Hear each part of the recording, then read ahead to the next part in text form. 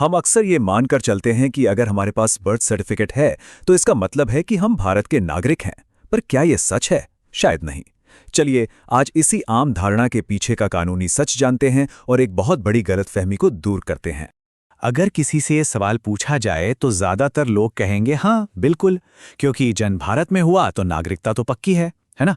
हाँ। चलिए थोड़ा और गहराई में जाते हैं और देखते हैं कि इस पर कानून असल में कहता क्या है। तो देखिए, जो हम मानते हैं और जो कानून कहता है उसमें जमीन आसमान का फर्क हो सकता है। और ये सिर्फ कोई छोटी मोटी भूल नहीं है, बल्कि एक ऐसी गलती है जिसके नतीजे काफी गंभीर हो सकते हैं। देखिए, ये कोई सिर्फ किताबी बहस नहीं है। इस एक छोटी सी गलत फहमी के बहुत ही गंभीर और असल दुनिया में परिणाम हो सकते हैं। ऐसे परिणाम जो लोगों की जिंदगी पर सीधा असर डालते हैं।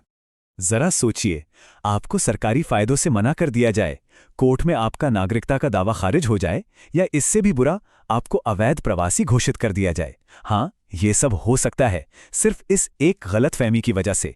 इसीलिए इस बात को ठीक से समझना बेहद जरूरी है। तो आखिर इस पूरी उलझन की जड़ क्या है? सिंपल है। जड़ है जन्म यानी बर्थ और नागरिकता यानी सिटीजनशिप के बीच के कानूनी फर्क को न समझना। चलिए इसको बिल्कुल साफ साफ समझते हैं। आपका जो बर्थ सर्टिफिकेट है ना, वो कानूनी तौर पर सिर्फ और सिर्फ 3 चीजें साबित करता है। नंबर 1 आपकी जन्म की तारीख, नंबर 2 आपके जन्म की जगह और नंबर 3 आपके माता पिता का नाम। बस, इसमें कहीं भी नागरिकता का जिक्र नहीं होता। देखिए, जन्म लेना एक बायोलॉजिकल घटना है, एक प्राकृतिक प्रक्रिया है, लेकिन नागरिकता वो एक लीगल स्टेटस है, एक कानूनी दर्जा है। इसे सिर्फ आपके जन्म की जगह तय नहीं करती, बल्कि कानून तय करता है। और ये बहुत बड़ा फर्क है। ये सुनने में थोड़ा अजीब जरूर लग सकता है, पर यह 100% सच है। आप भारत में पैदा होकर भी हो सकता है कि भारतीय नागरिक ना हो। तो फिर सवाल उठता है कि भाई, नियम क्या है, रूल्स क्या कहते हैं? इस पूरी बात को ठीक से समझने के लिए हमें थोड़ा सा टाइम ट्रैवल करना पड़ेगा, थोड़ा पीछे जाके देखना होगा कि जन्म से नागरिकता देने का कानून समय के साथ कैसे कैसे बदला है। ये सारा मामला सिटीजनशिप एक्ट 1955 के इर्द गिर्द घूमता है। लेकिन एक ट्विस्ट है, ये कानून हमेशा से एक जैसा नहीं था। इसमें समय समय पर बड़े बदलाव किए गए, ऐसे संशोधन हुए जिन्होंने पूरे नियम ही बदल दिए। तो चलिए देखते हैं कि कानून कैसे बदला। देखिए, 1987 से पहले मामला सिंपल था। अगर आप भारत में पैदा हुए तो आप नागरिक, बस। फिर आया 1987 से 2003 के बीच नियम बदला। भारत में जन्म के साथ साथ आपके माता पिता में से किसी एक का भारतीय नागरिक होना जरूरी था। और फिर 2003 के बाद नियम और भी सख्त हो गए। अब आपके एक माता पिता का भारतीय होना जरूरी है और दूसरे का अवैध प्रवासी ना होना भी। ये उदाहरण इस पूरी जटिलता को कितनी आसानी से समझा देता है ना? मतलब सब कुछ इस बात पर निर्भर करता है कि किसी का जन्म कब हुआ और उस खास समय पर उनके माता पिता की कानूनी स्थिति क्या थी। ओके, तो अगर बर्थ सर्टिफिकेट काफी नहीं है तो फिर असली सबूत क्या है? नागरिकता साबित करने के लिए आखिर चाहिए क्या? चलिए आगे बढ़ते हैं और इसका समाधान देखते हैं।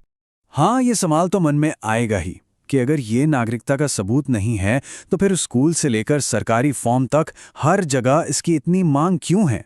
और सच कहूं, यहीं से सारी उलझन शुरू होती है। जवाब है सुविधा और कानूनी जरूरत का फर्क।